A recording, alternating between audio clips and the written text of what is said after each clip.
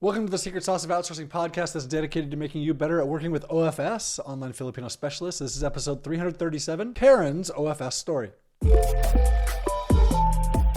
So we've had an emphasis recently on telling stories of people in the Philippines. So I've had this emphasis with my team. We're creating videos. We're just trying to tell people stories because some of these stories are really fascinating. And from a marketing perspective, storytelling works really well. So we're trying to tell the stories of people in the Philippines. So I get this email recently from Julia, one of my OFS, about her friend Karen. And she asked Karen if she would tell her story. And Karen's story has so many classic Filipino elements in it. She grew up in a small town. And when she graduated from college, she was super excited to get a job and move away and live independently. So she moves from her small town in South Cotabato and moves to Cebu, which is where the jobs are. She moves to another island because there are no jobs in South Cotabato. And there are jobs in Manila and there are jobs in Cebu, so she moves to Cebu where she can get a job. So she's away from her family, she's in a new place, and she's excited to be living on her own. Her career's going well, but then within a year, a family problem at home forces her to quit her job and move home. So I'm going to read this story from Karen in just a second, but so many things here. Number one, when you hire someone in the Philippines, you let them stay at home in the first place rather than moving away from their family to work so they can send money home, which is such a common experience in the Philippines. Number two, quitting a job because you have to go help your family is so common. So if you have someone in the Philippines who's working for you with a problem, or if they try and quit their job because they have a family problem, you now know and understand the situation so you can work through that with them. I mean, I had a really good person once try and quit because they had a family problem. And I was like, yeah, no, I don't want you to quit. I'm willing to wait for you to help your family and to work part-time on the side as you're taking care of people. So there are things that you can do to prevent just losing someone because of this cultural thing in the Philippines, which is such a different cultural thing than in the US where we're like, oh, we'll just hire a nurse for you. And I'm not going to quit my job. I'll just pay for a nurse.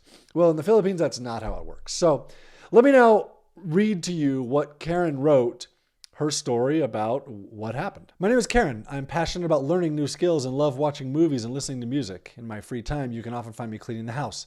I also enjoy watching new videos and staying up to date with the latest advancements in the online world. Moreover, I'm a responsible daughter and a caring sister who is eager to help my family's needs. I decided to transition to online work primarily due to the unique circumstances and responsibilities I needed to address. My sister was diagnosed with bipolar disorder and schizophrenia, requiring significant care and support. Hopefully you can see a picture of her sister here if you're watching it on YouTube. Otherwise, podcast, sorry, you can't get that. Working and caring for my sister simultaneously has been unique and challenging experience that I wouldn't trade for anything. It's a delicate balancing act that requires careful time management, adaptability, and a lot of patience. It's not without its difficulties. Juggling work demands and caregiving responsibilities can sometimes be overwhelming, and there are moments when I feel torn between the two. It can be emotionally challenging to witness my sister go through difficult times while trying to stay focused on work tasks. But I've learned to be compassionate with myself and understand that it's okay to take breaks when needed. Communication and support from my employer and colleagues have been essential in making this arrangement work. Being open about my situation and understanding the work environment has made a significant difference. Their support and empathy have reassured me that I can effectively manage both aspects of my life.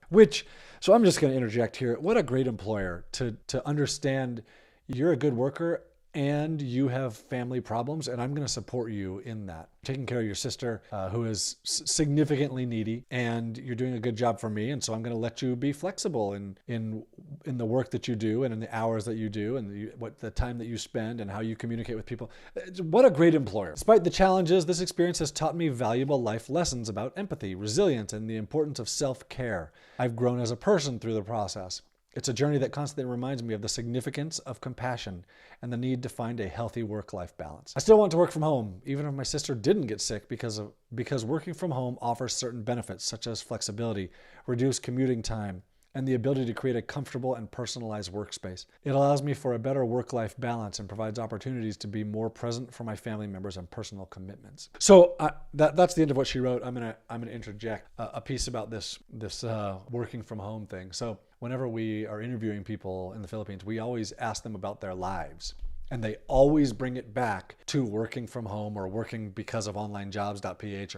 Every single time they want to talk about their career as a online worker. And I don't have a great answer for why they always do. No matter what we do, we say, like, we don't want to talk about work. We want to talk about your personal life. We want to know about you. Always bring it back. Some of that maybe has to do with what she just said, the flexibility and the reduced commuting time and how life-changing that is, that work is life often in the Philippines. And if you're a farmer, if you're in a rural community, you wake up and you work. And when the sun goes down, you stop working and you go to sleep. And that's it. And life is hard. And the ability to work and have a work-life balance is a really big deal for a lot of people. So every time we ask them to talk about their life, they're like, oh, well, I like to listen to music, and my job is like this, and I like my job, and I do this, and I want to learn more. It always comes back to their work.